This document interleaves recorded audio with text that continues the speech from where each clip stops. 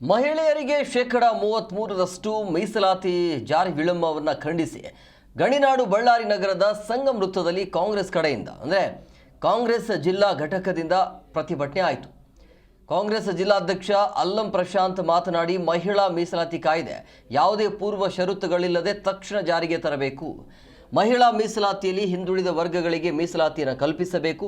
ಇದರಿಂದ ಸಾಮಾಜಿಕ ನ್ಯಾಯ ಸಾಧಿಸಲು ಸಾಧ್ಯ ಆಗುತ್ತೆ. 2026ರ ಜಾತಿ ಜನಗಣತಿಯ ನಿಖರ ದತ್ತಾಂಶದ ಆಧಾರದ ಮೇಲೆ ಕ್ಷೇತ್ರಗಳ ಮಿತಿ ನಿರ್ಣಯ ಮಾಡಬೇಕು. ನಿಖರ ದತ್ತಾಂಶದ ಆಧಾರದಲ್ಲಿ ನ್ಯಾಯಯುತ ಪ್ರಾತಿನಿಧ್ಯ ದೊರೆಯುತ್ತದೆ ಅಂತ ಹೇಳಿದರು.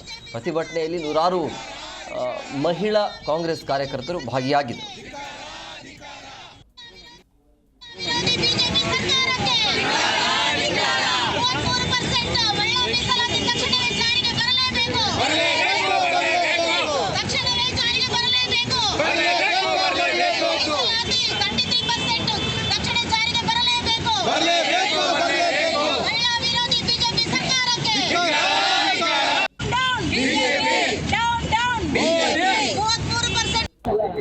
ಎಲ್ಲ ಒಂದು ಪ್ರತಿಭಟನೆಗಳು ಶುರುವಾಗಿದ್ದಾವೆ.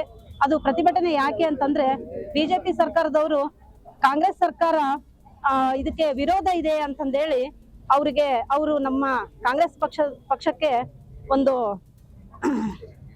ಗೂಬೆ ಕೂರಿಸ್ತಾ ಇದ್ದಾರೆ. ಆದ್ರೆ ಇದು ಬಿಜೆಪಿ ಸರ್ಕಾರಕ್ಕೆ ಇದು ಒಂದು ತರವಲ್ಲ ಅಂತಂದೇಳಿ ನಾನು ಹೇಳಕ್ ಇಷ್ಟಪಡ್ತೀನಿ. ಯಾಕೆ ಅಂತಂದ್ರೆ, ತಮಗೆ ಗೊತ್ತಿರೋ ಹಾಗೆ ಇದು ಮೀಸಲಾತಿ ಅನ್ನೋದು ಈಗಿನದಲ್ಲ.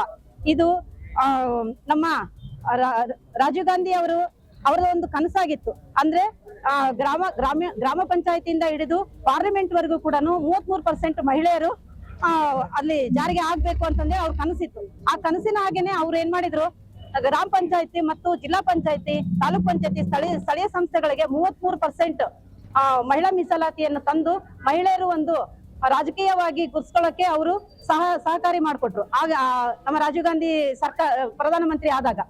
ಆದ್ರೆ ಈಗ ಒಂದು 2023ರಲ್ಲಿ ಮತ್ತೆ ಒಂದು ಮಹಿಳಾ ಮೀಸಲಾತಿ ಜಾರಿಗೆ ತಂದ್ರು. ಆಗ ನಮ್ಮ ಎಲ್ಲಾ ಸರ್ಕಾರದ ಎಲ್ಲಾ ಒಂದು ಬೆಂಬಲ ತಗೊಂಡು